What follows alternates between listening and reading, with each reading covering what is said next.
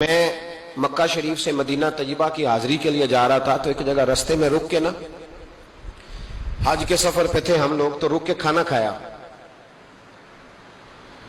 تو کھانا اتنا اچھا تھا کہ میں نے کہا کہ ایک روٹی اور منگاؤ۔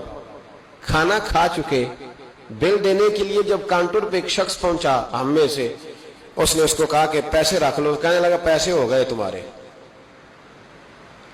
میں نے کہا کہ پیسے ہو گئے؟ کیا مطلب پیسے ہو گئے؟ ہم تو یہ 4-5 لوگ ہیں، ایک گاڑی کے مسافر تو یہی بیٹھے ہیں، تو پیسے کون دے گیا؟ تو کہنے لگے صبح ایک شخص آتا ہے اور وہ پیسے دے جاتا ہے، کہتا ہے نہ صدقہ ہے نہ خیرات ہے، یہ ایک تحفہ ہے، بس جو میرے نبی کے شہر جاتا رستے میں مسافر ٹھہرے اسے میری طرف سے کھانا کھلا دینا۔ میرا دل چاہا کہ میں اس کے لیے دعا کروں کہ اس کا جذبہ، محبوب سے محبت، غلامی۔ میں نے کہا نام بتا دے۔ کہنے لگے، وہ شخص کہنے لگا، پاکستانی تھا، کہنے لگا اللہ کی قسم ہمیں بھی نام کا نہیں پتا۔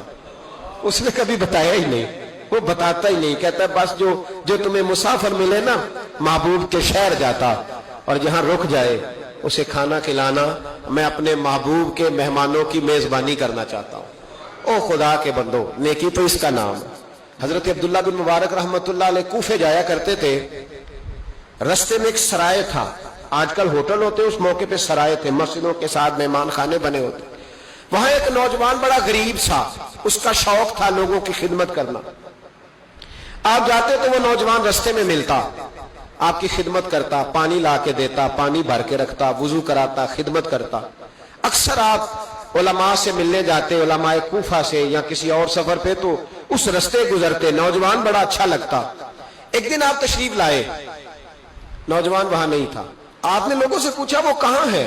کہنے لگے حضور غریب تھا، قرضہ بڑا چڑھ گیا، تو کسی نے مقدمہ کر دیا ہے، کوتوالے شہر گرفتار کر کے لے گیا ہے اور وہ بڑا ہی پریشان ہے، جس کے پیسے دینے ہیں وہ بڑا سخت ہے، اس نے اسے بڑا تکلیف میں رکھا ہے اور وہ عذاب میں۔ وہ نوجوان کہتے ہیں کہ میں سخت کرب میں تھا، رشتہ دار، دوست، احباب، تال سب کو میں نے پیغام دیے، لیکن کوئی میری مدد کو نہ پہنچا۔ ساری عمر ہی آٹا گد ہے، میں لکھاں کیتے نہیں پیڑے، اب وقت آیا ہی تو محمد بخشا، کوئی نہیں ہو بیٹھا نیڑے۔ فرماتے میں شدید تکلیف میں تھا، کوئی میرا پرسان حال نہ تھا۔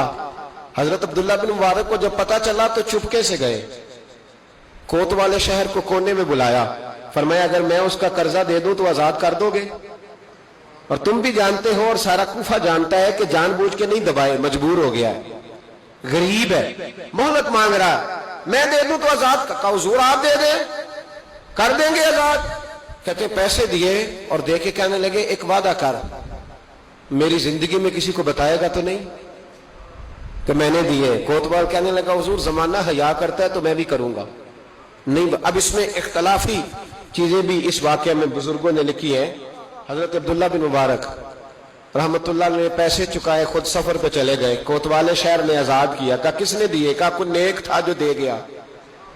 وہ شخص بڑا خوش ہوا، دعائیں دینے لگا، کہتا میں ڈھونڈنے لگا میرا محسن مجھے مل جائے، وہ ملے نہ کبھی مجھے، اس کے ہاتھ چوموں، اس کے پیر چوموں، میں اس کی نوکری کروں، میں تو غلام بے دام بن گیا، کوئی آیا چھڑا کے چلا گیا۔ کہتے میں ڈھونڈنے لگا پر وہ ملتا ہی نہیں، بڑا ڈھونڈا، بڑا تلاش کیا۔